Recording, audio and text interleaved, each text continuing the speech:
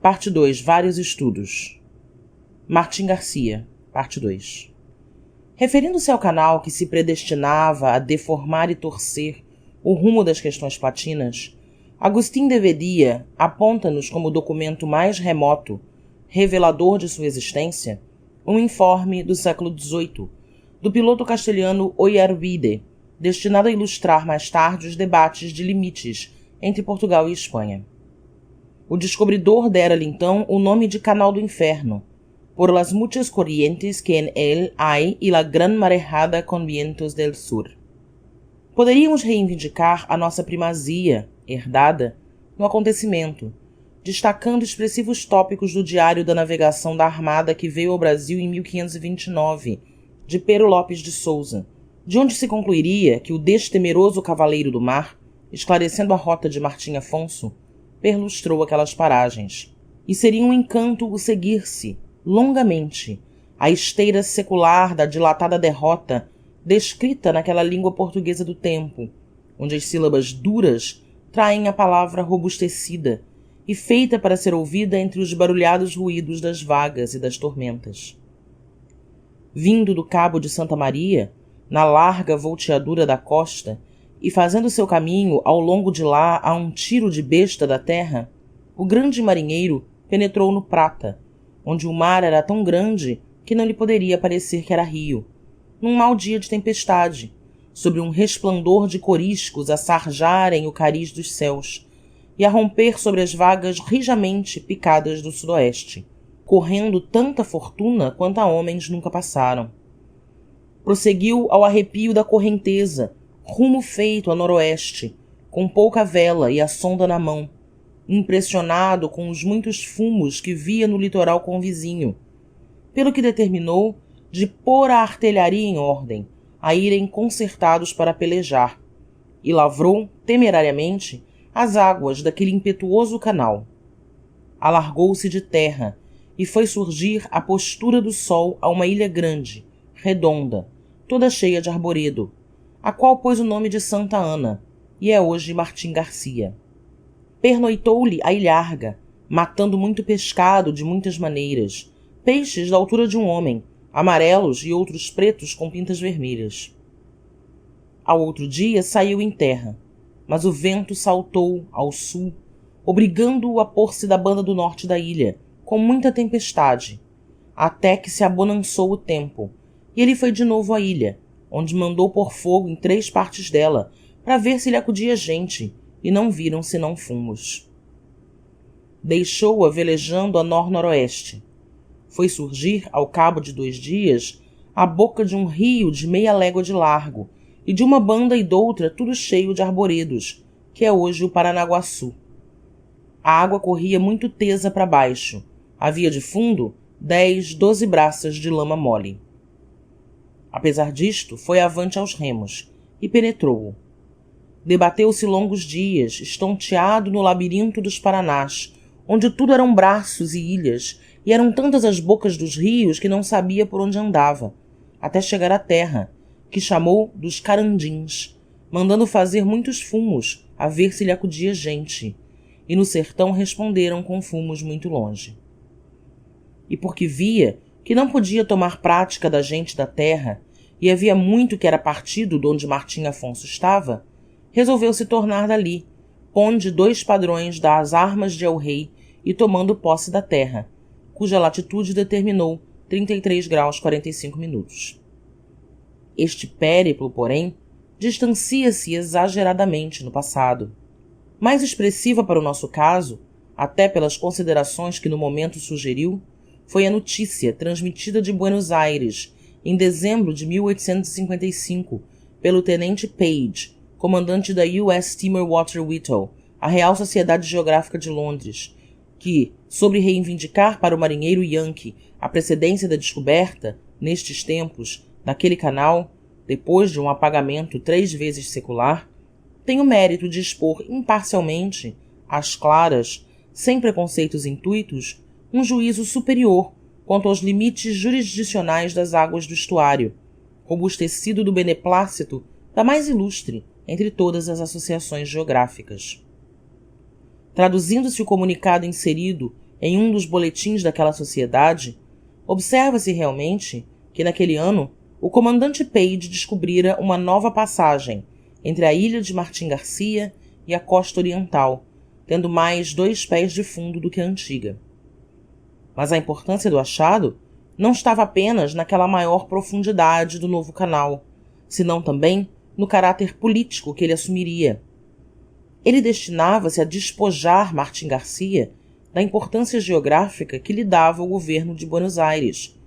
porque a exclusiva jurisdição que até aquela época este último exercia sobre o antigo canal, a correr todo em seu território, se iria contrapor, na nova passagem, a jurisdição concorrente da banda oriental. O novo caminho, além de mais praticável, afastava-se de 1 1/4 de milha da ilha, retirando-lhe assim o comando perfeito, anteriormente exercido, sobre as entradas dos rios Paraná e Uruguai. A tradução é quase literal, e deve-se convir deletreando-a de par com o original em inglês, em que o comandante Page parece haver traçado aquelas linhas como se em largo descortino contemplasse o futuro. É de lamentar-se que Agustín de Bedia não as interserisse na argumentação poderosa. Com efeito, não só elas reúnem, como resolvem o embaraçadíssimo assunto. Se não, vejamos. A questão do Prata, relativa à soberania e subsecutiva jurisdição das suas águas, excluído o incidente da posse de Martim Garcia, hoje desvalioso e apto a ser resolvido à parte, divide-se em 2 aspectos fundamentais, consoante os critérios divergentes, naturalmente oriundos da própria feição ambígua, meio fluvial, meio marítima do estuário.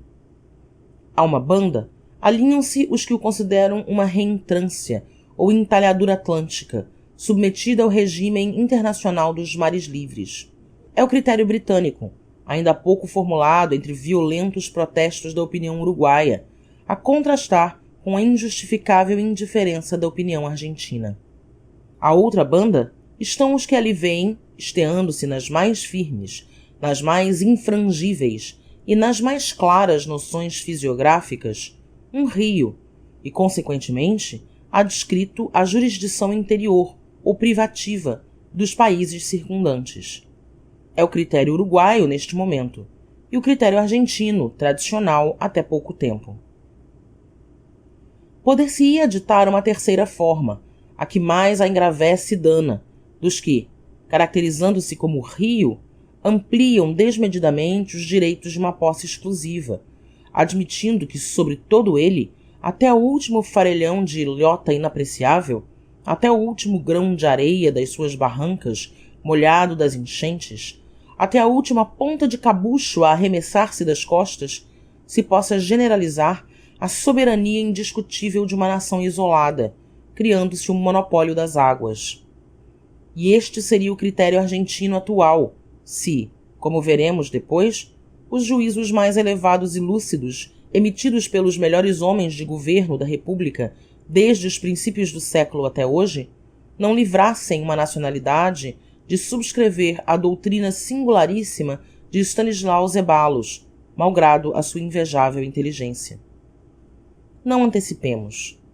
Daquela comunicação, propagada depois pelo presidente da grande Associação Científica da Inglaterra, resultam desde logo 2 consequências essenciais. A um lado, é ilativo que já naqueles tempos, ao parecer das autoridades mais sérias e filhas da nação entre todas mais interessada em se definirem as bases físicas, onde se decalcam os princípios reguladores da navegação geral, o Prata não se considerava um mar livre. A opinião do oficial norte-americano não era isolada. Além de seu prestígio oficial, refletiu naturalmente a de outros profissionais, sobretudo ingleses, que naquele mesmo ano estudavam, por ordem expressa do almirantado, aqueles lugares, bastando-se nomear o Lieutenant Sidney, encarregado das sondagens nos baixios circunjacentes a Martim Garcia, ou o Lieutenant Day, a quem se deve uma das melhores cartas do Paraná, a partir de Corrientes. Ademais, a Sociedade Geográfica de Londres reforçara-lhe implicitamente o acerto. Destarte, o protesto recente do Uruguai contra o governo da Inglaterra, quando este considerou o estuário um braço de mar, tentando debruar-lhe as margens com a faixa ideal das 3 milhas dos limites territoriais, contestando às nações ribeirinhas velhíssimos poderes incorporados no direito internacional desde os tratados de Paris e de Viena, 1815 e 1816, naquele lance, a diplomacia uruguaia poderia religar os seus argumentos com as linhas tradicionais da geografia britânica. Elas asseguram o caráter fluvial do estuário, aliás, derivado da sua interessante gênese geológica, e removem da discussão, simplificando-a, aquelas regras instáveis das demarcações das águas jurisdicionais, que intermitem a variarem em todos os convênios, sempre mudáveis, sempre provisórias, no recortarem as faixas dos mares territoriais, que hoje se alargam entre os limites extremos de 3 e 5 milhas, e serão amanhã mais largas, e irão aumentando a pouco e pouco, indefinidamente elásticas, dilatadas pela voz troante dos canhões de costa, e submetendo o espírito do legislador aos ramos ascendentes das parábolas das balas. A outro lado, conclui-se que, já naqueles tempos, entre profissionais de todo despeados das lutas ou rivalidades acaso existentes entre as repúblicas platinas, se punha de manifesto o conceito de que o rio, nos limites das regras normais estabelecidas, era também parte integrante do Uruguai, compartido por ele e pela Argentina.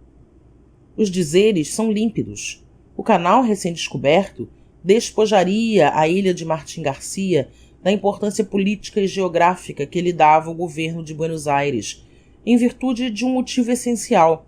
resumindo-se em que dali por diante a entrada nos rios Paraná e Uruguai, que ela comandava do lado argentino, deslocava-se para a outra banda, onde haveria de repartir-se com a República Oriental, numa fiscalização, até aquela época, indivisa e privativa. O lance de vistas do comandante Page, porém, foi ainda mais longe. Naquele conceitear que a valia de sua descoberta estava menos nos requisitos físicos da nova passagem do que no caráter político que ela assumiria, o seu magnífico bom senso dilatou-se na visão de um estadista. Adivinhou, com surpreendedora presciência, que aquela jurisdição comparte, naturalmente e obrigatoriamente comparte, tão clara, tão de si mesma evidente, tão a desenhar-se nas mais nítidas linhas geográficas, teria de ser iludida ou discutida ou quase sonegada mais tarde, acarretando ilógico e condenável tumulto em toda a política internacional sul-americana. E relanceou um futuro obscurecido, do qual, somente passados 52 anos, se descerrariam os véus. Neste lanço, o livro de Agustín de Bedia é admirável. A monstruosa anomalia, a tese aventurosa segundo a qual a República de las Antiguas Provincias Unidas de la Plata, hoy Confederación Argentina, es la soberana exclusiva de la boca y de la navegación del Río de la Plata, para deixar-se prudentemente, nos seus próprios dizeres, a cinca resvaladia, a quimera retardatária, ressurgindo à última hora para espanto de toda a civilização, redula a pena desfibradora do velho escritor a um caso vulgaríssimo de ignorância de geografia e história, e, sobretudo, de desconhecimento de elementares noções políticas, porque sobrecarrega a singular pretensão de constringir e impacta a República do Uruguai aos limites secos de suas costas nos baixamares, com a obstinada recusa em submeter ao veredicto supremo da arbitragem tão lastimável pendência. Quer dizer, para que seja viável aquele pensamento retrógrado, faz-se-lhe mister aberrar da linha superior da própria política internacional da Argentina, tão nobremente fundada no direito e na justiça, nas suas questões territoriais com o Brasil e o Chile, e ainda do rumo geral da política americana, que já vem de um itinerário quase secular, desde a Conferência de Panamá, 1826, as de Lima, 1817-1865, a de Caracas, 1883, a Pan-Americana de Washington, 1889, aos Congressos Ibero-Americanos de Madrid, 1892 e 1900, ao Científico de Montevidéu, 1901, aos Pan-Americanos do México e Rio de Janeiro, 1902 e 1906, resumidos todos na sanção universal da Segunda Conferência de Haia. E esta só a consideração a invalida e esmaga. Mas embora a excluíssemos, o quadro da política argentina é o melhor reverso de tão revolucionária tese. Agustín de Bedía desenha-no-lo em páginas extraordinárias, onde o escritor é por vezes suplantado pelo assunto. Tão vivas são as cargas cerradas dos fatos que ele revela, tão numerosos os argumentos que o atropelam, claros e irrefragáveis, interpretando-se no próprio enunciar-se, sem deixarem frinchas ao comentário mais breve, articulando-se espontaneamente no discorrer sucessivo e contínuo, ou deduzindo-se uns de outros numa sequência tão lógica e irresistível que as simples datas de seus aparecimentos se alinham com o rigorismo e a convergência inflexível de uma verdadeira série matemática. Aqui é a convenção que congregou, em 1854, o melhor da mentalidade argentina para deliberar-se acerca dos limites territoriais do novo Estado platino, a adotar, por unanimidade, a linha divisória do Rio da Prata pela metade de sua corrente. E ouve-se a palavra soleníssima de Bartolomeu Mitre, acentuando a este propósito que certas linhas gerais traçadas pela providência, aceitas como leis naturais escritas sobre o terreno e sancionadas não só pela consciência do povo de Buenos Aires, como também pela de todos os povos, se não podem riscar, porque as delineou a própria mão de Deus. Além, como a mostrar a altitude da justiça, capaz de nivelar figuras tão diversas, irradiando ao mesmo tempo nos mais luminosos e nos mais obscuros espíritos, é o governo crepuscular de Juan Manuel Rosas, que ao despedir um de seus decretos tirânicos relativo ao tráfego fluvial do rio, atentatório da soberania do Uruguai, não reluta em acolher o protesto deste e declara que, de fato, para a soberania generalizada argentina naquelas águas, no puede alegar-se título alguno, siendo comunes las aguas. Além são os tratados o Brasílio Uruguaio de Comércio e Navegação de 1851, o de 1853 entre a Inglaterra, França, Estados Unidos e República Argentina, o de 1853 e 1859 do Paraguai, França e Inglaterra, e a Convenção Fluvial de 1859 do Brasil e Argentina. Uns expressa, outros implicitamente aceitos por esta última, a fixarem regras e medidas fiscais, a redundarem todos no conhecimento pleno do território fluvial que hoje se discute.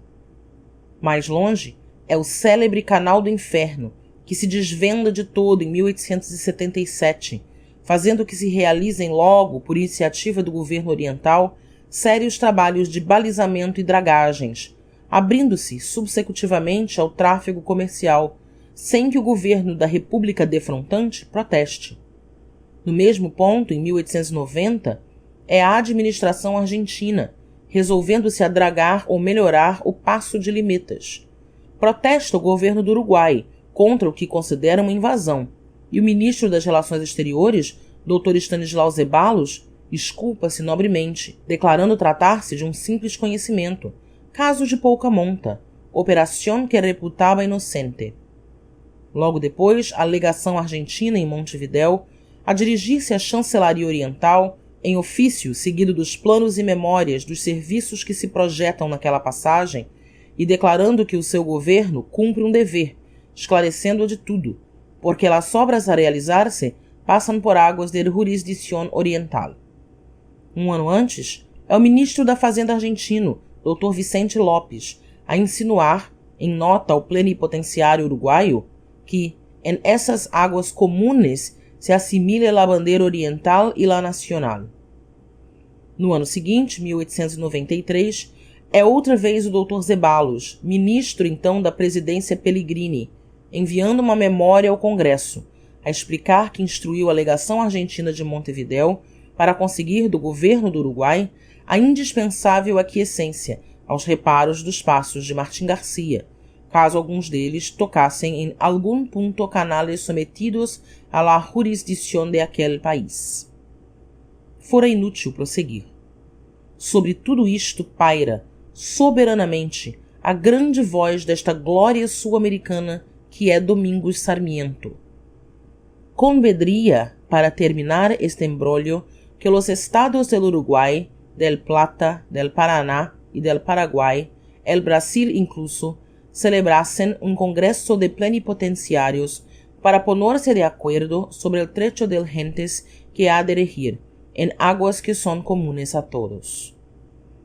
E esta jurisdição comparte do estuário, que como se vê ofuscantemente, foi sempre norma em todos os tempos assentada por todos os governos argentinos, incluindo a ditadura de Rosas, e teve o beneplácito de chefes de Estado do porte de um Bartolomeu Mitre ou de um Sarmiento, assim como de todos os presidentes constitucionais, de Avellaneda, de Julio Roca, do próprio Juarez Celman, de Pellegrini, de Urubiru, de Quintana,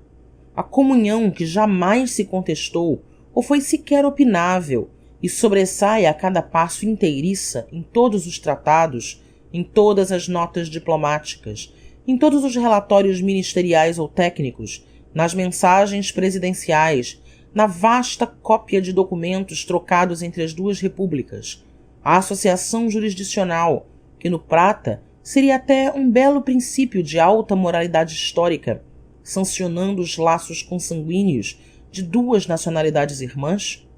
tornou-se, inexplicavelmente, passível da mais singular teoria, que ainda engendrou a metafísica política dos que se divertem em revolucionar as próprias leis naturais do desenvolvimento das nações. Esta, porém, ficará como um epílogo idealista e nada mais indispensável ao famoso romance histórico de Martim Garcia. A jurisdição do Uruguai sobre as águas platinas, nos limites normais do direito, imposta vigorosamente pelos antecedentes históricos e pelas próprias leis naturais, é dessas causas superiores, que para triunfar dispensam a fragilidade das espadas, amparando-se exclusivamente na fortaleza eterna e tranquila da justiça. Fim da seção 10.